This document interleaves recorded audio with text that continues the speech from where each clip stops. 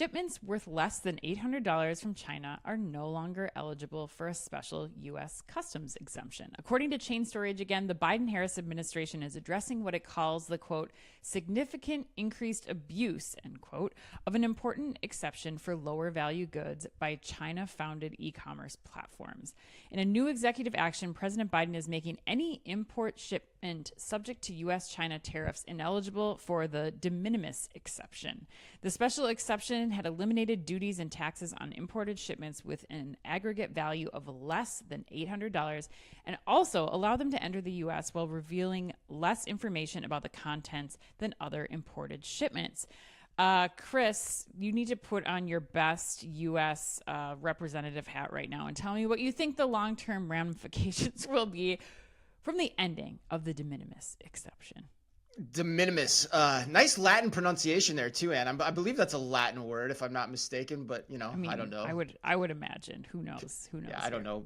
Trying to figure out words' origins is all Greek to me. But all right, I have no idea, honestly, Anne, to answer your question. I have no idea where this goes in the long run. But God, I love thinking about the possibilities. That's how I'd sum this up. I think short term, I have to think it can't be good news for companies like Temu and Shein, or even Amazon and Walmart, who have taken steps to set up their marketplaces to ship factory to door in a similar fashion to both those companies. So, but then I get to thinking, how does this law morph over time? Will U.S.-based importers still get this special exemption if they agree to be held accountable to the liability and safety standards that they have traditionally stood by?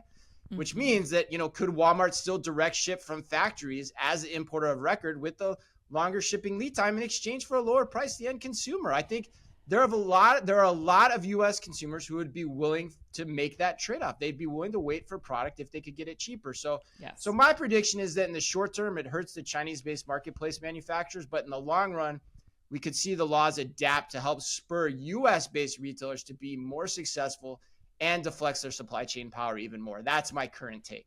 Yeah, I dug into a lot of commentary on this, and the thing that really resonated most with me, I was listening to Scott Galloway talking about this actually, and I think I agree with what his opinion of this was, and that was really that yes, this might help some of the U.S. based companies that are doing this. It might kind of temporarily level the playing field for them.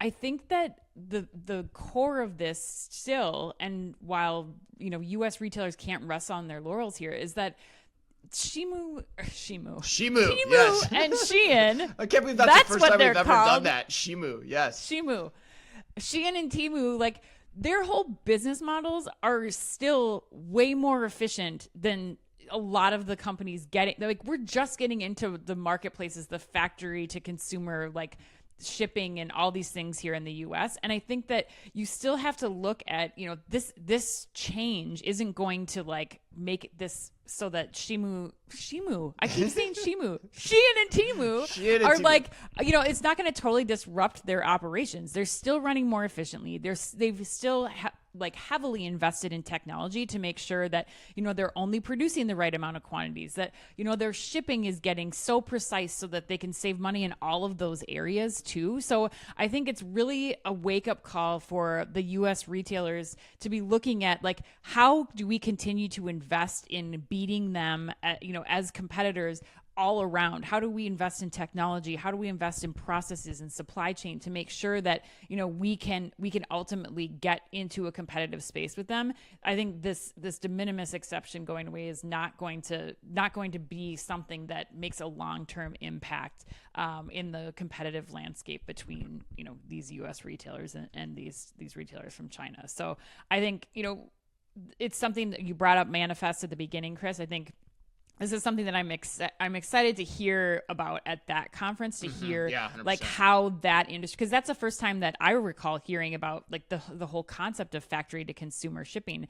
So I'm interested to hear what the perspectives are of those experts here too, and hear what they think the impact is going to be on the industry. Yeah, no, you bring up a good point too. I had the chance to speak with some people at Temu about a month ago. I got on a call with them, early one morning and talked to them. And, as much as to your point, as much as they talked about supply chain, they also talked about the front end of their experience and the gamification of their experience being what's really differentiating. And so to your point, that's the part that the US retailers still need to learn from and figure out, what matters here within the US. So,